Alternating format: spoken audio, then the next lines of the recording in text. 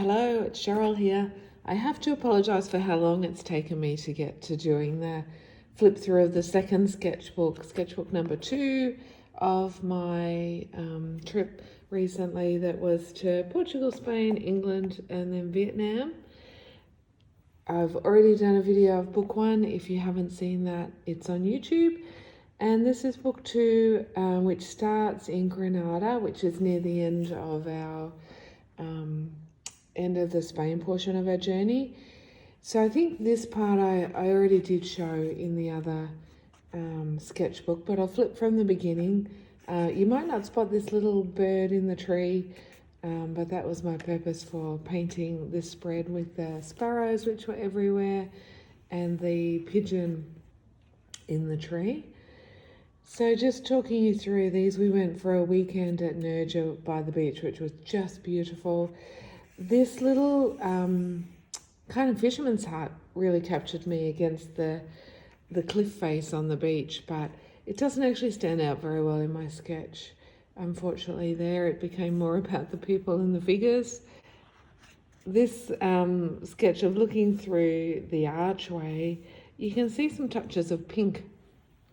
And that's because I actually drew it first with a neon pink, I think it was a gel pen, just out of curiosity to see what that would add to the sketch. It didn't really add much at all. I covered most of it up. Sometimes you'll see I add more text on some pages than others. It just depends whether the page looks or feels finished, or whether there's a story that I feel like I want to tell. And sometimes the border just helps me a little bit. I'll add that afterwards if I think the page looks like it still needs something. This one where you see a really clean edge, I've taped with just some washi tape to make it more of a painting. Excuse my voice, I've got a bit of a cold today, but I wanted to get this done. I did add some gouache into this sea colour, and I went over it a second time because I just didn't feel like I got the emerald green colour of the water that I was aiming for. When we hit Malaga, randomly, we were so lucky. You might have seen my posts to see there was a festival on, and all of the ladies were so dressed up in their flamenco clothing. It was just amazing. There was dancing in the streets. So my page here was more about that connection between people that we experienced and were really touched by, as well as the colourful costumes, the young girls dressed up, the grandmothers. Like, it was amazing to see 3 and 4 generations of families as well in the streets, dressed in their traditional clothing. This was just a little study after an I'll call it an excursion up the river, so a modified canyoning experience on the Rio Verde, so the Green River. I was testing my colours as well here to try to capture the green, the very emerald green and transparency of the water. The waterfall here, hopefully you can tell it's a waterfall. This has given me inspiration for an upcoming solo exhibition. I was lucky enough to meet a lady just randomly in the airport as we left Qatar on our way over, who was from Melbourne, and she was having 3 months in Seville. And just we managed to catch up on our last day, my last day in Seville and her second or third last day in Seville, and we painted at the Sorolla Museum. And so this was his studio. We stood and sat. We had one chair between us, so we were swapping and changing. I didn't paint it there. They wouldn't let us have the watercolour out, but I drew the sketch on site in the studio. And these two as well, just standing, some of the paraphernalia on the shelves. And then we sat in the garden and we snuck our watercolour paints out and did as much as we could before they closed and told us we had to leave. I quite like adding placemats and things into my sketchbook, so this was part of the brochure that I picked up that told a little bit about the studio and the paintings in the museum. And then we arrive in Cornwall. So in England, we were just mainly exploring the Cornwall coast and a few days in London. So some sketches were very quick. This is looking through the window, eating my crab sandwich. Crab was big on the menu there. I was so excited by the seafood. The flowers were like they were on steroids, the begonias and the fuchsias. So quite often in this sketchbook and the book one, I was trying to paint without drawing the flowers first. So on some of these you will see there's an outline. I often will add that later, and that makes it a little bit looser for me. Like if I draw first, I tend to, I guess paint within the lines, where if I add just a bit of a scrappy pencil, often it's colour pencil, so you'll see it's pink here, it's orange. Oh, actually this was a new pen I brought along the way. I think I bought a bright pink one and a bright orange one, so that might be what I've used here rather than colour pencil. But often I add a bit of colour pencil line work after I've painted, if I think they just need a little bit more definition. We arrived in Polperro, which just captured my heart. Oh my gosh, such a beautiful town. You could paint in every direction that you turn. So I was trying to capture this nocturne scene in the evening, and then I'm still so fascinated by how the tide goes out and the boats sit on their sides or on an angle, or they have these wooden structures that hold them upright when the tide goes out. And of course when the tide comes back in, it's so high, like the water level would be right up here, quite often 3 or 4 meters high that water comes in, which I really haven't experienced in Australia, so I think that's why I'm so fascinated. A few people recommended the Eden project, so thank you to those who did. This was the most amazing experience. There's one of these are called biomes, and one is set up as a rainforest, and the trees were so high, the rainforest atmosphere, these little rural birds, lots of flowers that I hadn't seen or experienced before. So I just found it incredible, and the outside grounds were also amazing. I love the rainforest biome more than the Mediterranean one. I think just because it seemed like a more natural habitat and environment to me, more densely planted. The Mediterranean tried to cover a lot of different countries and their flowers. And I drew these with the intention I might come back and paint them, and I just never got back to it. This one was done with ink, a fountain pen with purple ink in. I also carry a couple of mechanical pencils that I love, that I particularly like the red and the blue ones, so I use those a lot for drawing, and I didn't get back to that. This one I posted at the time. I took my sketchbook, had it in my hands. I had pre-painted these little coloured pink squares before I went, and we were at the Lost Garden of Heligan. So I've included the map here. It's ripped. I've ripped it off their brochure. The little sticker that we wore to show that we paid. And then as we walked around, I was just doing super quick sketches of the flowers that we saw, or some little building structures. It was such an amazing experience as well. The grounds were stunning. Again, some flowers that I'd never seen before, which really captured my attention. Another thing I was fascinated with were the shop fronts. Just such interesting colours. I love seeing, being able to paint what's inside the glass. So this gin shop has got the big copper, some kind of brewing thing. I don't know how gin's brewed, but some kind of big copper structure here with pipe work. There was an umbrella and a deck chair, with the timber frame and the soft fabric. We never worked out what the flapjackery shop sold, but we guessed perhaps pancakes. But we were always fascinated with the signs that were outside, and we had a few laughs. And then we've arrived in Foy. So these are actually in Foy as well. The shop fronts there were lovely. Swans in the river, some people while we were having scones with jam and cream. They were just outside the shop. This I painted out the window of our accommodation when we got to Falmouth. We had a beautiful, lovely lounge with a big window, and this was the view from the window.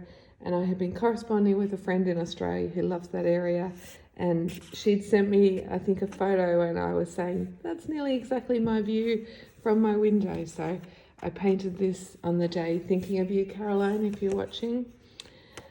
a little boat study. I never got around to finishing that. Some pages are a bit like that. Another shop front, so in Foy, actually this was a blank page, and we've been doing shop fronts in my classes at the moment, so it worked for the timing to just pop it on this blank page.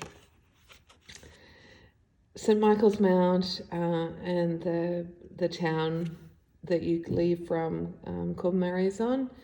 This page is a little bit busy. I'm not sure whether it worked, but there were so many different views that I was trying to capture. Here you can see I added a little bit of, it wasn't just straight colour pencil. I'm trying to think what I was scribbling in with there. It might have been actually because I bought a few Tombow pencils while I was away, and one was blue, which I really liked. So maybe that's what the pencil is. Oh, I know, and I bought some Stabilo markers, so that had been my intention with this one. And then I was less comfortable. I was making not this nice, I just didn't feel like it looked like nice mark making. And so I took a bit of colour pencil to that one. These are watercolour, the view from the beach before you travel across the walkway. This is from up the top, standing up in the castle, looking down on the causeway that gets covered with water as the tide comes in. So here it's still exposed and people can walk along it. During the day, the tide comes in and then we all have to boat out of that area to get back to the mainland. I really loved Mousel, and on some of these I've written as well the pronunciation because they're not pronounced at all how they look, so that will remind me in years to come. I loved, again, the boats on the sand when the tide goes out, but the bumpers just fascinated me. I have no clue why a boat has like 10 of these buoys, are they called a buoy, along the side of them, and the colour the colours were fabulous of those two, these boats in the harbour. We had a day trip over to Sennin Cove from there and Cape Cornwall, and I could paint about 50 paintings from that day. This little fishing shack right down on the rocks at the beach. At the time, I think I posted that these misty scenes reminded me of paintings by Meg Lure. So if you're not familiar with her work, you'll have to have a look. And when I posted that, she actually said that she is inspired by that area, which made sense because the white houses on the hill with the mist, it just felt like you were in a story, or you could just picture a movie being made about it. We went out of our way to find some of the stone circles, not knowing whether we were going to get to Stonehenge or any of the major ones. But these were super special because while they're not as big, they were also very private. There was a few people here when we arrived, but by the time we waited a little bit, they'd gone. We could take some photos without people. There was another stone circle we went to and there was nobody there. It was quite an incredible experience, I think, for us. And then St Ives is just amazing. I could spend weeks there painting as well. The boats, the great distance that the tide travels in and out is so fascinating.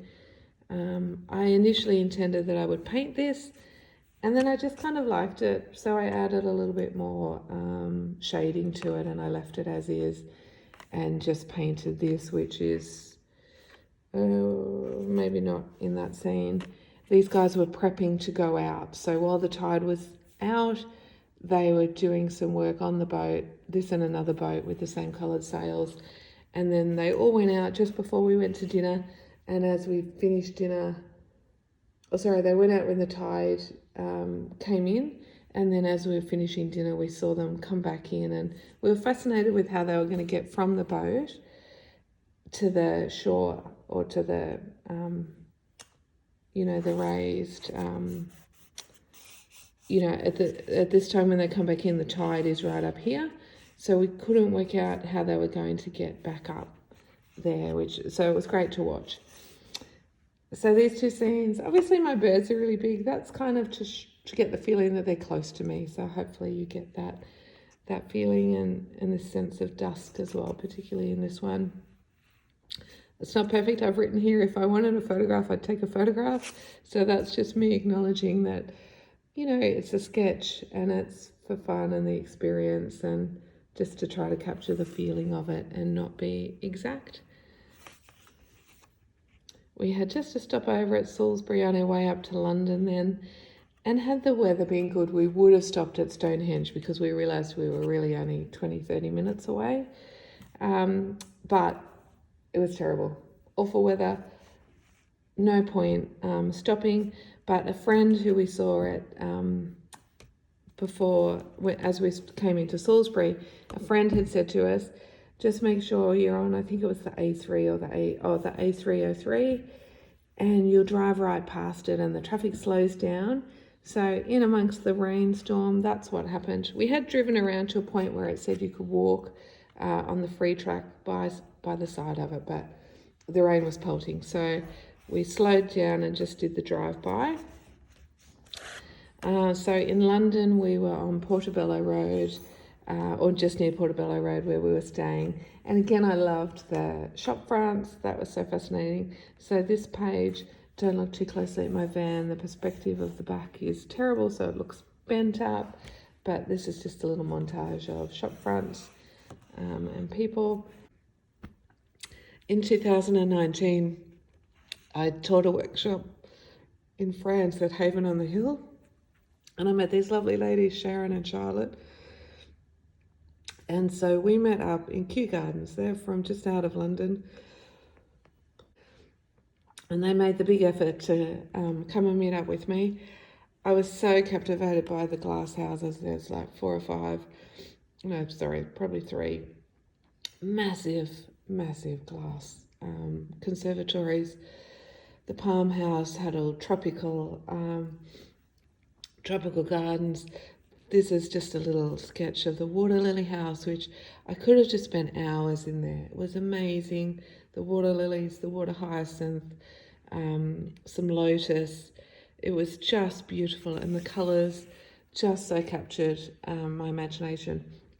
And these water lily pads are like a metre or more in diameter. They were just incredible.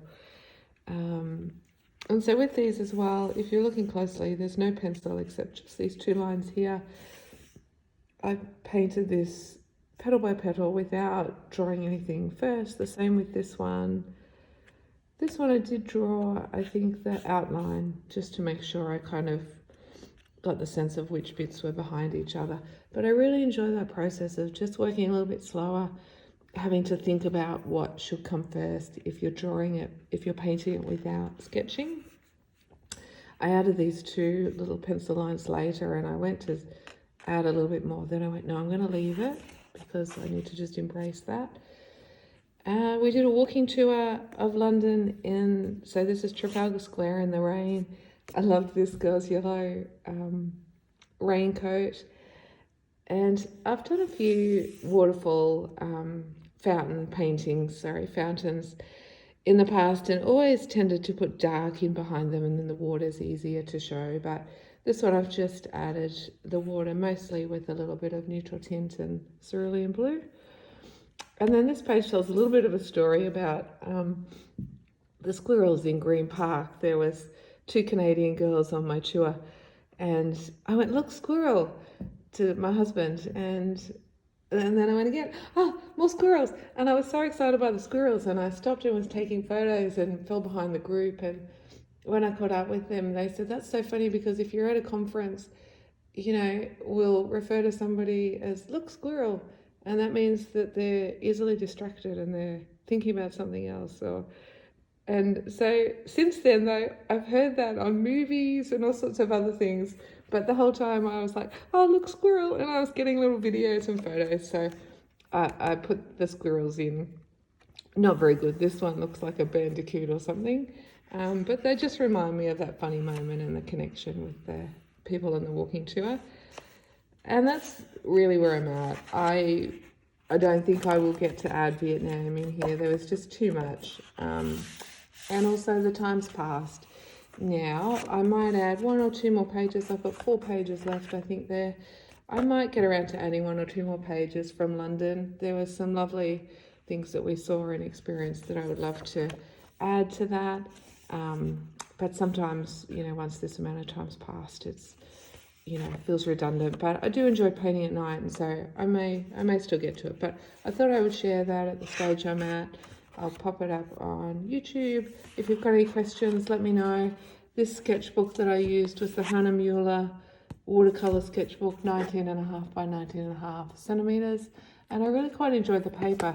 One thing that was different to a lot of sketchbooks is that you can do quite a wet in wet wash for sky and for water, which a lot of sketchbooks don't have the capacity for the paper to hold that much water. So I do enjoy being able to paint like that sometimes when I'm trying to capture a scene. But anyway, let me know if you've got any questions. Hopefully that inspires you to keep a sketchbook next time you're on your travels. See you soon.